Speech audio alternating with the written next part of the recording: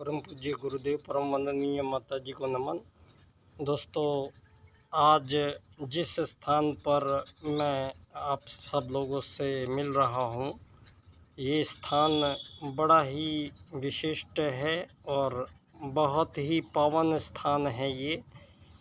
दोस्तों, आज मेरे साथ ये मेरी एक बेला है। बेला देख। तो ये मेरे साथ घर से स्कूटर पे आई। दोस्तों, ये बेला को मैं इसलिए लेके आया कि इससे मिलने के बाद जो एकात्म मानववाद का जो सूत्र मुझे प्रैक्टिकली समझ में आया है, उसमें इस बेला का बहुत योगदान है। और एक बिल्ली है घर में मेरे पास, वो स्नो है। और स्नो और बेला दोनों की दोनों साथ रहते हैं और इनमें बेहद दोस्ती है और दोनों आज आए नहीं। दोस्तों, इन दोनों से मिलने के बाद जब इनकी आँखों में आँखें ये बचपन में ही मेरे पास आ गए थे और ये हर चीज़ को कहने से पहले ही दोनों बिल्ली भी और कुत्ता भी दोनों समझ जाते हैं और हर बात को ये रिएक्ट करते हैं।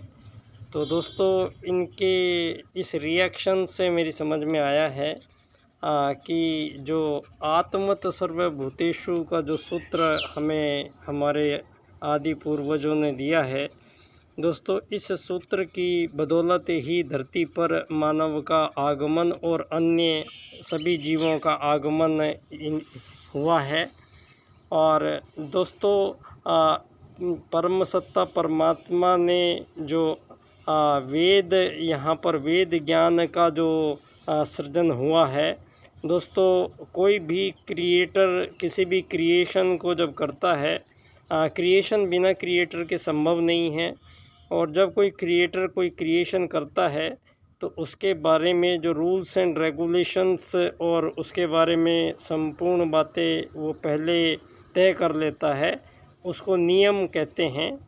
तो दोस्तों, इस सृष्टा ने जब सारी सृष्टि को सृजा है तो सारी सृष्टि के संचालन के लिए कुछ ऐसे नियम बनाए गए हैं, जिन नियमों का अनुपालन पूरे ब्रह्मांड में प्रत्येक ग्रह, उपग्रह, नक्षत्र, आकाश गंगाएं, निहारिकाएं और सूरज, चांद, सितारे, उसी में धरती। दोस्तों, ये धरती भी सभी पूरा जो कायनात में है, वो सभी एक दूसरे को कुछ न कुछ निस्वार्थ भाव से देने का भाव पूरी सृष्टि में है, लेने का भाव कहीं नहीं है। और दोस्तों, सभी कोई कुछ जिसके पास जो भी उपलब्ध है वो दूसरे अपने सभी जीवों को वितरण करता है। और इस बात को जिसने धरती पर सबसे पहले बोला है, दोस्तों, वो हैं पंडित दीनदयाल उपाध्याय जी, जिनका ये कक्ष जो है, ये कक्ष उनकी जन्मस्थली है। तो यही वो जन्मस्थली पर मैं आज आप सब लोगों के पास बैठा हूँ। और दोस्तों, इस स्थान पर जिस सूत्र का जन्म हुआ है, वो सूत्र है एकात्म मानववाद। और ये राजनीति के लिए है। जो पंडित दीनदयाल उपाध्याय जी, दोस्तों, यहाँ भारत में जो राजनीति में उन्होंने जो पदार्पण किया था, तो दोस्तों, वो एक बहुत बड़ा कार्य धरती पर कर गए हैं।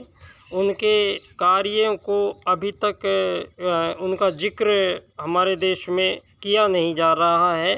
ये बड़ा ही मुझे कसौटती है ये बातें। यहाँ दोस्तों, विद्वान होते हैं, ज्ञानवान होते हैं, महापुरुष होते हैं, नेता भी बहुत हुए हैं, और फिर भगवान भी होते हैं। दोस्तों, यहाँ जो पंडित दीनदयाल उपाध्याय जी का जो कार्य है, उसका जो मूल्यांकन है दोस्तों, वो यहाँ राजनीतिक रूप से भी नहीं किया जा रहा है, जबकि पंडित दीनदयाल उपाध्याय जी के कार्यों का दोस्तों यहाँ प्रत्येक आयाम में जिक्र होगा। आगामी जो जीवन धरती पर आ रहे हैं और जो आगामी विश्व की जो योजनाएं अब बनने वाली है दोस्तों, आज स्वतः ही क्योंकि परम पूज्य गुरुदेव धरती पर महाकाल का अवतरण होता है जब धरती पर दोस्तों, और आते ही युग परिवर्तन का उन्होंने संकल्प के साथ प्रारंभ किया है। और दोस्तों युग परिवर्तन से कम में मानने वाले परम पूज्य गुरुदेव बिल्कुल नहीं है, ये हर किसी को ज्ञात हो जाना चाहिए। दोस्तों यहाँ धरती पर मानवों के बीच आज की परिस्थिति में जो सारी दुनिया के मानवों के बीच जितने प्रकार के कृत्रिम रूप से विभेद पैदा किए गए हैं और मानवों को इतने वर्गीकरणों में बांटा गया है, ये जितने भी वर्गीकरण हुए हैं धरती पर मानवों के बीच दोस्तों, ये हमारे वेद सूत्रों की अवहेलना होने के बाद ही धरती पर ये कार्य संभव हुए हैं। जब दोस्तों यहाँ जो 2000-2500 वर्षों में ईसा काल के बाद में जो मानव जीवन को जिस प्रकार से उसको ज्ञान दिया गया है, मानव जीवन को जो साक्ष्य जो बताया गया है, जो उसको इतिहास पढ़ाया गया है, और जो दुनिया में अभी की तारीख में मानव को किन बातों का क्या ज्ञान हुआ है, इसका विश्लेषण अगर किया जाए